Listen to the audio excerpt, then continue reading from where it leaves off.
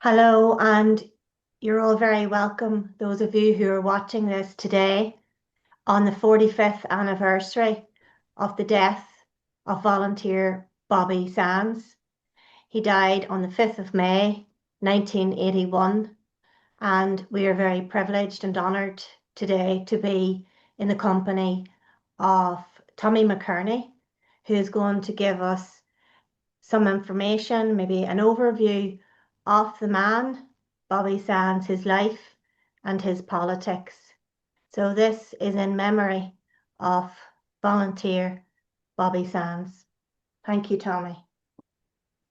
Thank you, Roshi.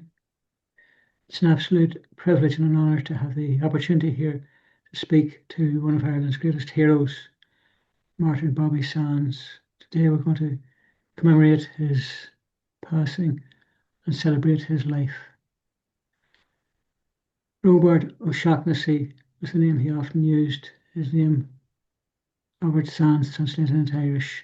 In fact, in the wing with Bobby, they always called him Robert. I only ever heard him called Bobby after his passing. Bobby Sands, or Robert, was born on the 9th of March 1954.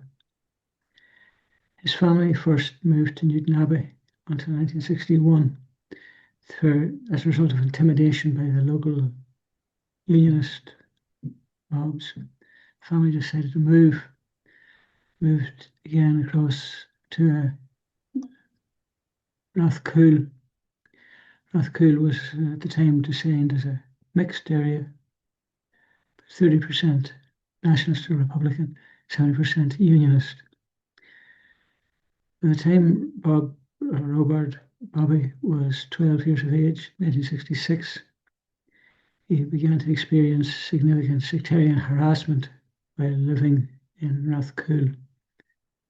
He experienced this on a day-to-day basis.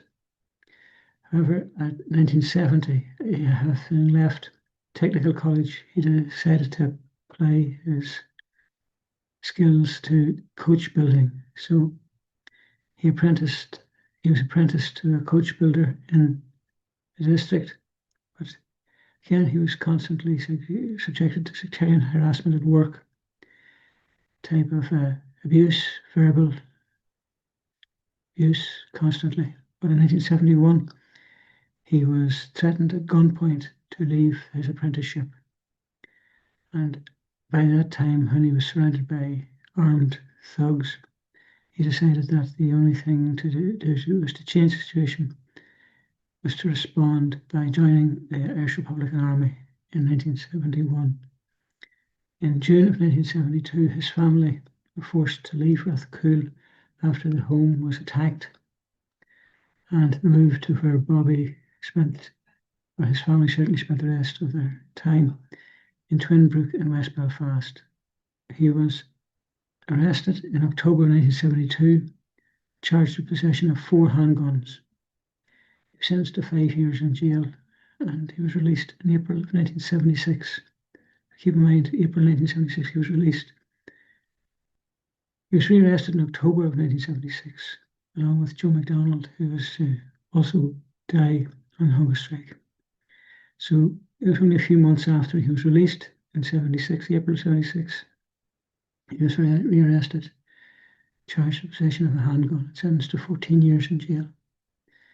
So that's just a commitment, or an indication of the commitment the man had to his cause. 6 months after being released, he was back in prison, sentenced to 14 years.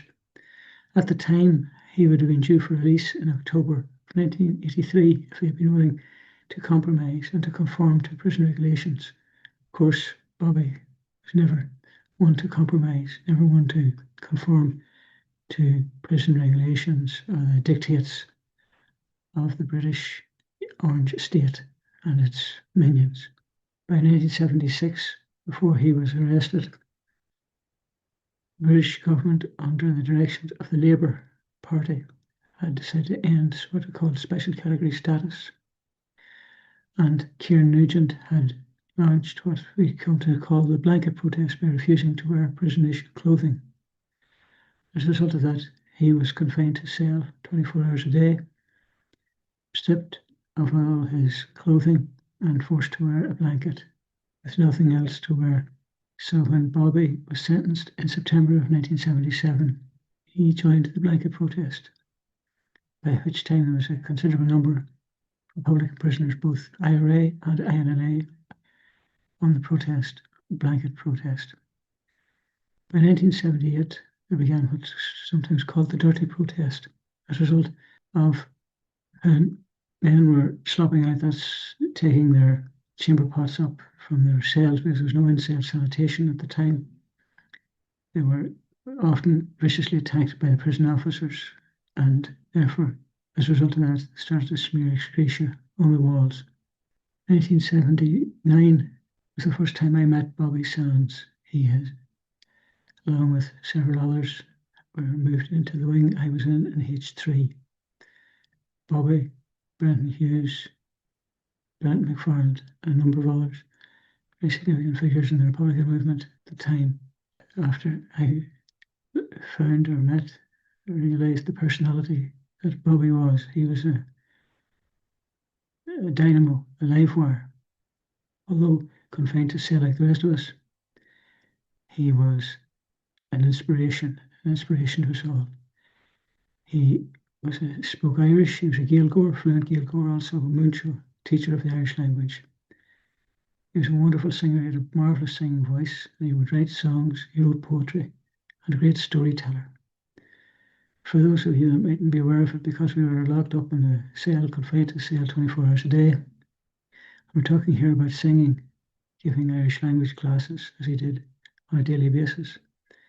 You'd have had to stand behind the prison door, the cell door, and call out the language down the wing.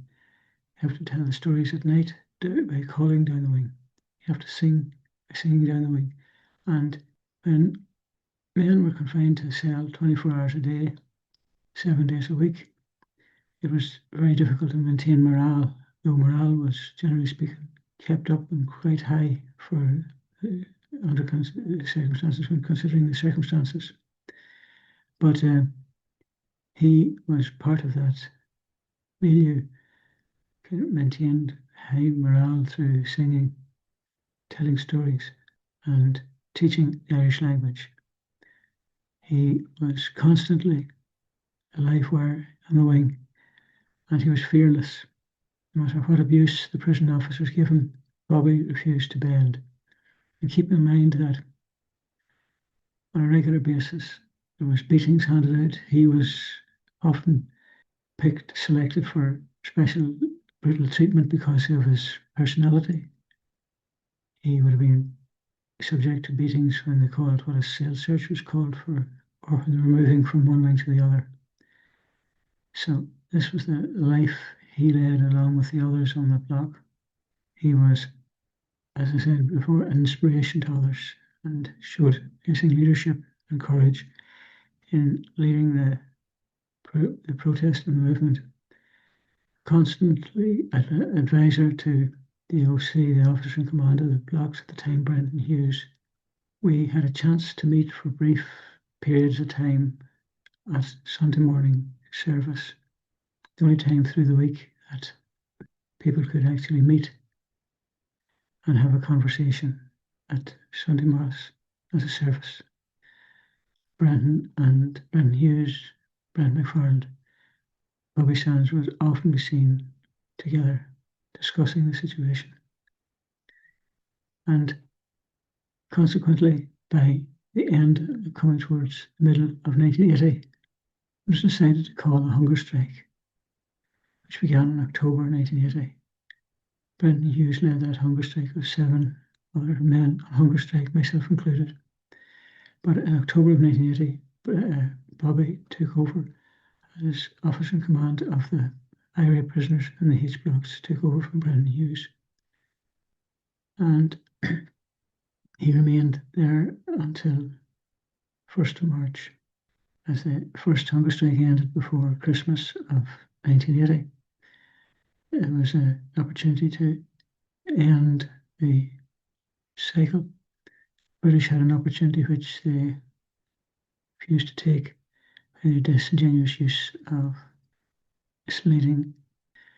So, because of British disingenuous treatment, Bobby began his hunger strike on the 1st of March 1981. The hunger strike, which was to have the 5 demands which become famous. First, the right not to wear prison uniforms, because under what is known as special category up until 1976, special category prisoners were allowed to wear their own clothing. After that, with the removal of special category status, or effectively political status, the authorities wished to see prisoners wear prison uniforms to designate their campaign as a criminal enterprise, which the British were attempting to do.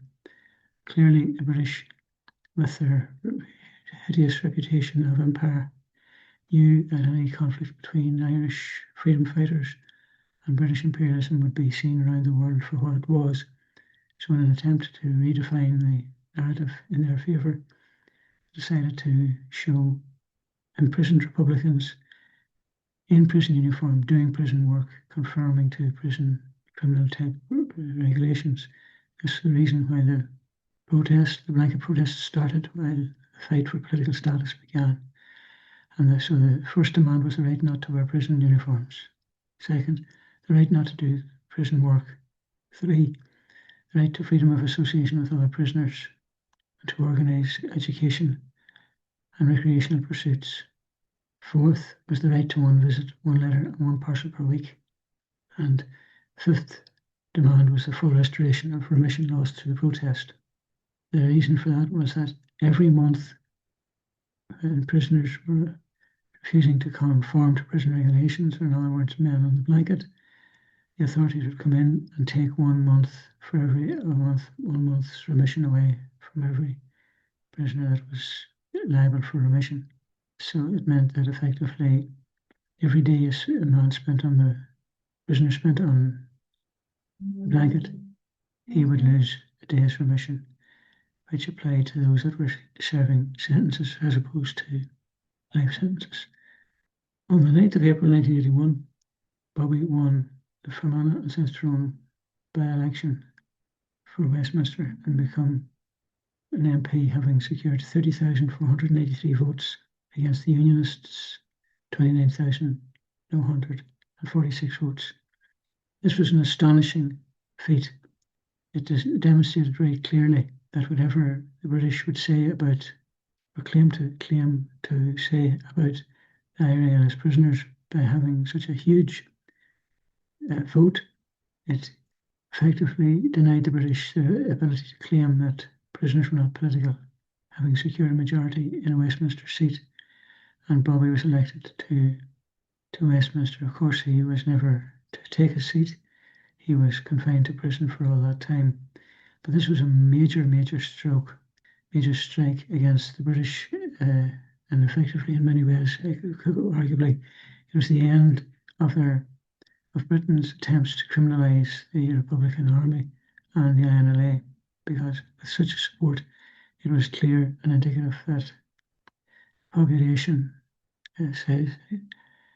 did not entirely, in its entirety, view the prisoners as criminal. Unfortunately and tragically, in spite of his victory in the Fermanagh and South Tyrone by-election, he did not secure any concessions from the British. Margaret Thatcher was determined to demonstrate her credentials, and on the 5th of May 1981, Bobby passed away, died in prison. More than 100,000 people attended his funeral. It was a massive event across the world.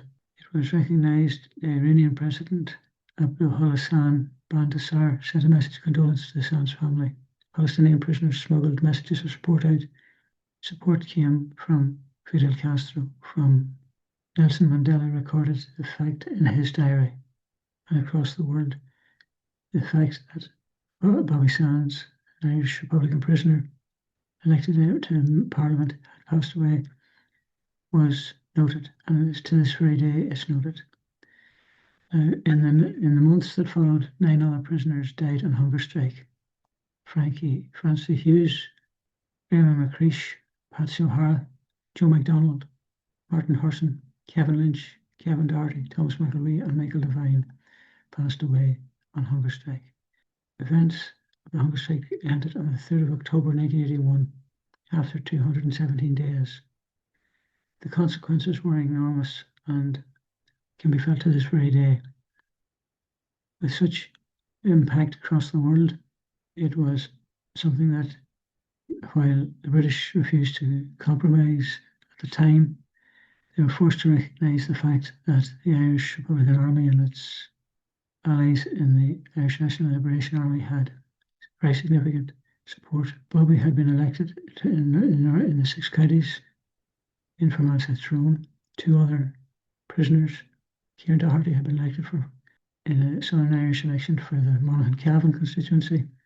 Other prisoners had been elected in Dundalk. Paddy Agnew had been elected in the Louth constituency.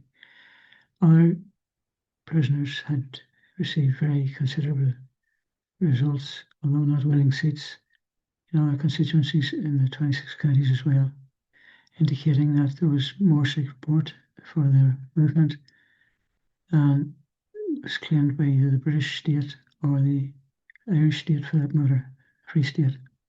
Inevitably, I have no doubt that what it meant was that the British deep state had to reconsider its position and began then to consider that it had to come to terms in some way with the Republican position, and thereafter began a process to win over sections of the Republican movement rather than to pursue its policy of ending republicanism by force, by the security policy of brutality. Now, it didn't mean obviously that they stopped using brutality or their murderous campaign, but they recognised that the Irish Republican Army and the NLA were not to be easily defeated, that they had not only determination, conviction, but they had very considerable support across the island of Ireland.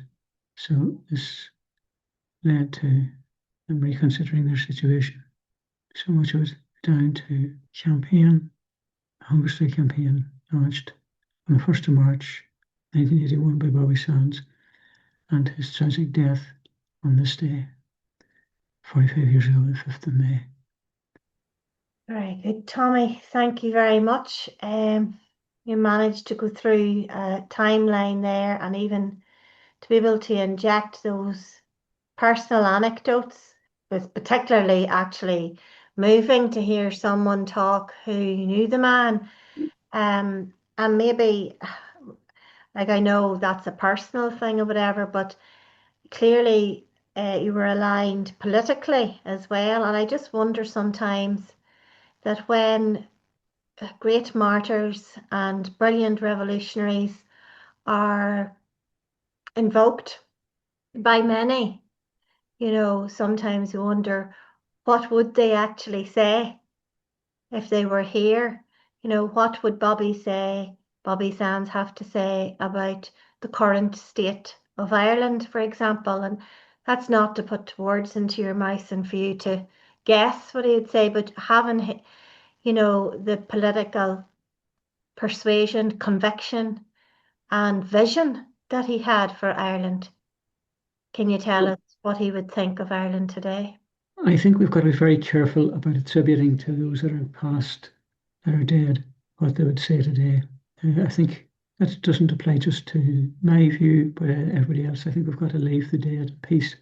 We know their dream and they're dead, as the poet said. But I think it's reprehensible that certain politicians and others are attempting to take the memory or the legend, or the legacy of such legendary figures, which means that none of us are entitled to say how Bobby would have viewed the situation today. He may well have taken one position, he could have taken another position. I knew that he was uncompromising in his politics. He had no fear of standing his ground. But beyond that, no one knows what he would have viewed the situation today. I think we've got to give him the respect to allow him to sleep in peace and respect the martyrdom that he endured without claiming. Thanks, Tommy. Yeah, And I didn't mean to, I know, like, I didn't mean to throw that question at you as a difficult question, but I Mm. think the response that you've given is the most principled response, that I suppose I can't help but notice, and quite often how exploitative um, organizations, parties, politicians, different people can be, and capitalizing on the memory. And we shouldn't try and, yeah, say what anybody would do. We need to let them be at peace, like you say. Thank you. That answer. I wasn't sure what kind of an answer you would give, but I think it's a most principled answer, and I completely respect it, and a refreshingly principled answer.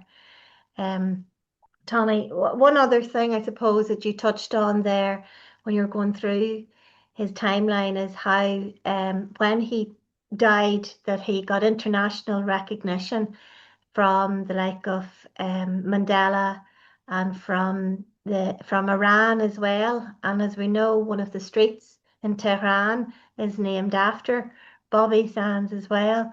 So it's just interesting that, today on the news we see that the US Israeli aggression on Iran continues as well, and that this battle against imperialism, whether it's perfidious Albion, whether it's come from Washington, whether it's from Brussels or whatever, that the fight against US hegemony, it continues. And it's very easy to identify that when you see bombs dropping on Iran. It's very obvious, but the slow violence of imperialism in Ireland, for example, through the awful housing conditions, the precarious way that we live now, worrying about our homes, worrying about would we ever get the proper health care when we're really sick, worrying about our children's future is, um it's not often seen. Maybe it's not just as visible, or is it harder, do you think, to explain that these days, or do you think people do realize that that's a kind of violence as well, that the capitalist system is inherently violent? I think people understand that the system is detrimental to their interests. For the majority of working class people understand that. I fear perhaps they haven't made the connection between it and the system that is oppressing them. Perhaps if they do, they're still a little bit at a distance from how to change it. I think there's a certain amount of resignation or apathy, which will only last, of course, for a period of time. Eventually, it has to break, and the system's going to be challenged and broken.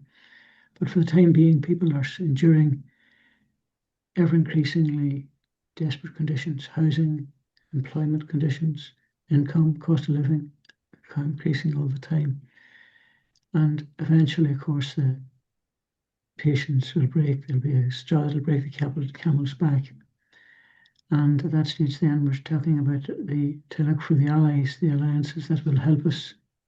And I think we've got to look again to the people that helped us in the past, because our people that have stood their ground, who supported the cause in the past. The Iranians sent their best wishes, tried to send a delegation to Belfast but were refused entry. Palestinians in prison sent their best wishes. And of course, across the world, those that understood and knew about British imperialism. It's an amazing response to Bobby's passing. The Indian people in the subcontinent of India in the parliament stood up, protested. In places like Milan, 5,000 Italian students paraded across Paris, Cuba, Soviet Union at the time, all recognised the sacrifice that had been made and recognised British imperialism, which is only one facet of imperialism. British imperialism shares its aspirations with US imperialism as well, and other imperialists across the world. But ultimately, less well off working class are a majority. And I have no doubt that someday cracks will come, imperialism will fall. Thanks to people that have stood against imperialism. Heroic people in Gaza, heroic people in Iran, and heroes like the departed Bobby Sands, the other 9 men, and many others who fought imperialism here in Ireland, done it for centuries. Thanks, Tommy. I think on that strong note of hope, remembering our allies, remembering that we are not alone in our fight against imperialism, I think we should probably end the program here. But before I do, I was going to just read, as we know, and you mentioned that Bobby was a great singer, a great writer. He kept your spirits going. I don't know through those awful tough times, but I was thinking of reading a poem, and I was looking through all of his work here, and there's too much to choose from. There's actually a children's version as well of his diary, his while he was on hunger strike. It's adapted for children, and Patrick read it a few years ago. Journeyed with him each day, and when he got that wee book, I got this book. But some of it is painful to read, but some Of of his course, poems are very long, and I thought I'll pick a short one maybe for this wee program. So we'll maybe end with this one just to please, to close out. please do. It's Writings from Prison by Bobby Sands, and the name of the poem is A Place to Rest.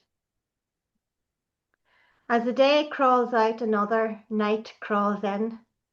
Time neither moves nor dies.